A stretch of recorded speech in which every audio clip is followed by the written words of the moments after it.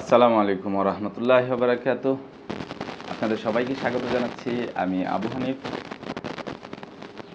আমরা আজকের এই ভিডিওটা তৈরি করছি মূলত পেনশন নিয়ে, সর্বজনীন পেনশন।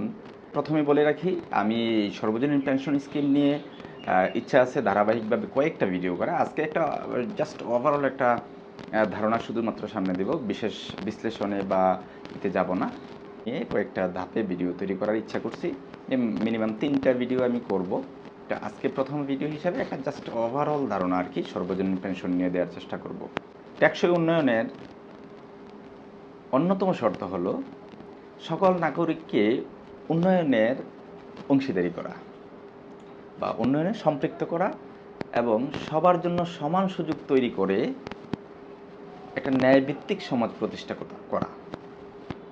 এই ন্যায়ভিত্তিক সমাজ প্রতিষ্ঠা করা এবং সকল নাগরিককে উন্নয়নের অংশীদারি করার জন্যে আমাদের বর্তমান মাননীয় প্রধানমন্ত্রী জননেত্রী শেখ হাসিনা 2008 সালের জাতীয় নির্বাচনের প্রাক্কালে এই সর্বজনীন পেনশন স্কিমটার একটা সুস্পষ্ট ধারণা আমাদেরকে দিয়েছিলেন এবং সেটা করার একটা অঙ্গীকারও ব্যক্ত করেছিলেন। তারই ধারাবাহিকতায় 2024 সালের আজকে এই ভিডিওটা যখন তৈরি করছি, আজকে তারিখ হলো 1 মে 2024। গত কিছুদিন যাবৎ এই সর্বজনীন পেনশন নিয়ে ব্যাপকভাবে প্রচারণাও চলছে এবং কাজও চলছে। 30 এপ্রিল 2024 অর্থাৎ গতকাল পর্যন্ত প্রায় লক্ষাধিক মানুষ এই পেনশনের আওতায় রেজিস্ট্রেশন কমপ্লিট করেছেন বলে আমাদের জাতীয় মিডিয়াগুলোতে প্রচারিত হয়েছে। তো এই সর্বজনীন পেনশনটা আসলে 4টা স্কিমের মাধ্যমে ভাগ করা হয়েছে। সর্বজনীন পেনশনের আওতায় কারা আসবেন? সর্বজনীন পেনশন স্কিমে 18 থেকে 50-এর মধ্যে বয়সের মধ্যে যে সমস্ত মানুষ আছেন, 18 থেকে 50 বছর বয়সী প্রায় সকল মানুষ এই পেনশন স্কিমের আওতায় পেনশন রেজিস্ট্রেশন করতে পারবেন এবং পেনশনে অংশগ্রহণ করতে পারবেন। বিশেষ বিবেচনায় 50 থেকে 60 বছর বয়সী লোকেরাও এর অন্তর্ভুক্ত হতে পারবেন। তো এই সর্বজনীন পেনশন স্কিমে মূলত 4টা স্কিম আছে। তো এই 4টা স্কিমের মধ্যে প্রবাস, প্রগতি, সুরক্ষা, সমতা, এই 4টা স্কিমে ভাগ করা হয়েছে। প্রথমে আমরা প্রবাস নিয়ে কথা বলি। প্রবাস হলো বিদেশে কর্মরত ব্যক্তি অথবা বিদেশে অবস্থানকারী যে কোনো ব্যক্তি তার ইচ্ছা অনুযায়ী, অভিপ্রায় অনুযায়ী বৈদেশিক মুদ্রায় এই চাঁদাটা পরিশোধ করে এই প্রবাসী স্কিমের আওতায় পেনশন রেজিস্ট্রেশন করতে পারবেন। সেক্ষেত্রে ওই প্রবাসে কর্মরত ব্যক্তি অথবা অবস্থানকারী ব্যক্তি যদি কোনো পরে দেশে ফিরে আসেন, তবে দেশীয় মুদ্রায়ও সমপরিমাণ চাঁদা পরিশোধ করতে পারবে অথবা স্কিম পরিবর্তন করতে পারবেন।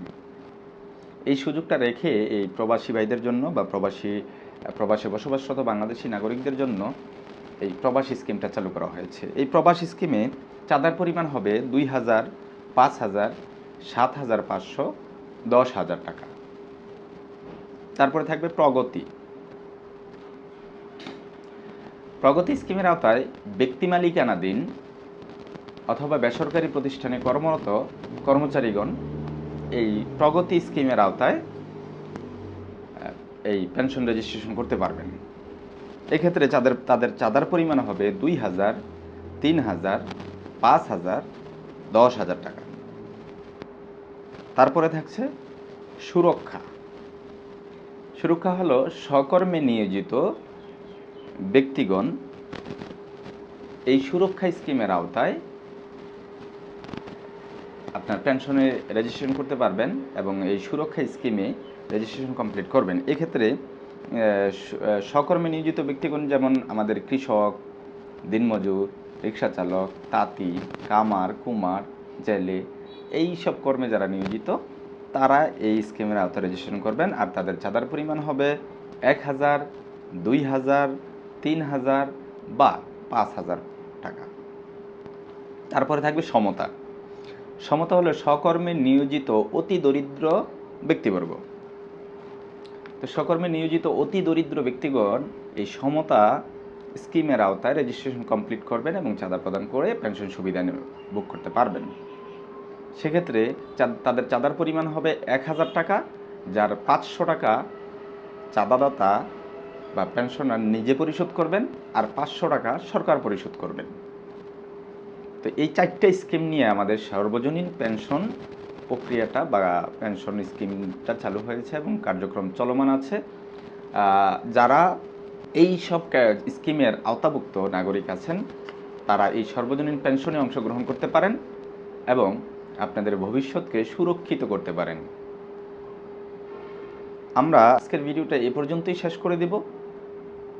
শেষ করার আগে আপনাদেরকে অনুরোধ করব, আমার এই চ্যানেলটা একেবারেই নতুন, প্লিজ সাবস্ক্রাইব করে সাথেই থাকুন, উৎসাহ দিন। ইনশাল্লাহ আমি এই সর্বজনীন পেনশন স্কিম নিয়ে আগামীতে আরও 2টা ভিডিও করার জন্য মনস্থির করেছি। ইনশাল্লাহ আপনাদের সাড়া পেলে সেই 2টা ভিডিও নিয়ে করব।